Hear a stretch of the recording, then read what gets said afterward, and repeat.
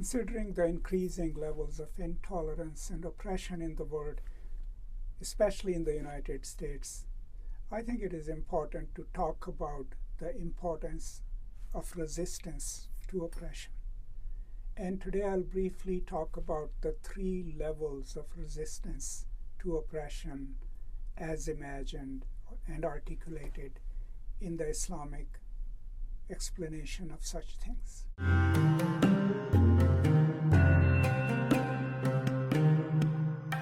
So in the general Islamic explanation of resistance to oppressive orders or oppressive regimes, traditionally there are 3 levels of resistance that we must keep in mind.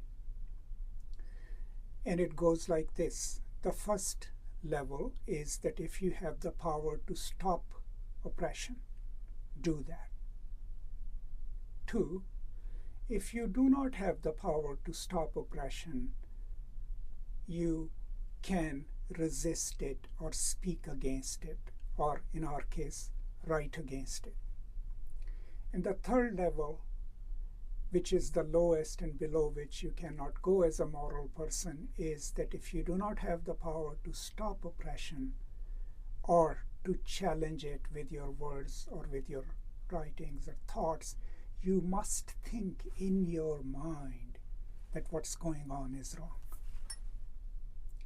Below that, if you do not even think of it as wrong, then you have kind of lost what constitutes a moral human being.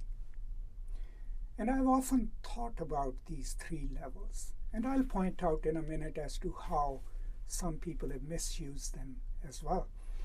But I've thought about it because anytime we deal with an oppressive order, like right now in the United States, the state is going after the weakest in the society, right? The migrants, the immigrants, the students, people who might be here tenuously but who can be picked up, disappeared, and sent to prisons abroad. All of it serves a political purpose. Now, of course, we cannot physically stop it, you, me, and everyone else, but speaking against it, speaking against silencing of students, silencing of student protesters, or anyone who wants to talk about justice in the world, if those are being threatened and oppressed, we can at least speak in solidarity with them and speak against the power structures that might be targeting them. But the third level, which others might consider the lowest level of thinking in your hearts of hearts that what is being done is wrong, I think is the most important. Because think of it, if we lose a sense of what is being done is wrong, or its moral value, then nothing else can be accomplished. Then we become party to the oppressive order. So if you look around and see Trump administration rounding up undocumented workers, revoking visas of international students, incarcerating international students for having written an op-ed against Israel or having participated in pro-Palestinian protests, and if you can't even pause to think about it in larger terms and tell yourself that you cannot do anything about it, but what is being done is wrong, then obviously you are on the side of the oppressive order, right? Whether you think about it in those terms or not thinking that a wrong is being committed and not thinking of it as a wrong, morally or otherwise, makes you a part of the oppression itself, makes you a part of the oppressive order. And there are long-term consequences of it. I mean, if you look at the history, the Nazis are a great example of it, a terrible example of it, where majority of the population didn't pause to think that what was being done was morally wrong, was civilizationally wrong, and not enough of them had the courage or maybe a chance to stop it or to say something against it. Similarly, all the other atrocities being committed in the world, we cannot stop them.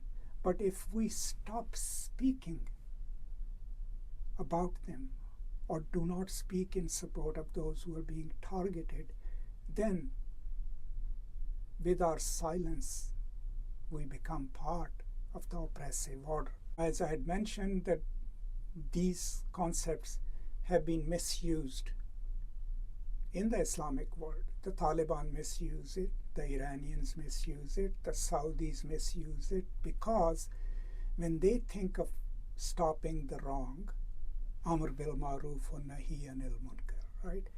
Encourage people to do good and stop them from doing evil, they think of it in morality terms and not in political terms. So for Taliban, stopping someone being immoral becomes an imperative. And since they have the power to do so, they will do that in the street. I think it wasn't about checking whether someone is being moral or not that these three levels of resistance to oppression were meant to accomplish. But Iranians do that. They have a morality police. Saudis have morality police and laws like that. I think it's more about the political sphere. And in that, if we as people have the power to stop oppression and injustice, we should do that. If we do not have the power to do that, we should write against it. We should speak against it in solidarity with others. And most importantly, if we cannot do the first two, we should never forget that oppression is oppression, and we shall always remember the distinction between moral and immoral tyrannical acts. And that's crucial right now in the United States. So much of what Mr. Trump and his lieutenants are doing might be legal, some of it is actually illegal, but morally speaking, if we do not speak up for the weak, for the people that they are targeting, if we don't speak against it, in the process then he would have created a kind of United States that's callous, that's cruel, that doesn't care about those who might be unfortunate, who might be weak. So in a way then he will end up, even though he espouses all those Christian values and talks about them, he will end up making America into an unkind and unchristian space. And that's the importance of at least remembering that wrong things are wrong and thinking in our heart that they are wrong. And I think if we keep doing that, if we cannot resist in any other way, at least morally we'll still be alive. And that will help us retain our humanity. But maybe when the enabling conditions come, it will mobilize us to speak against injustice, speak against tyrannical decisions and actions, and maybe reach out and help someone or somebody in need. That's all. I hope this is useful to you. Let me know what you think. I'll be back with more. Until then, as always, peace and love.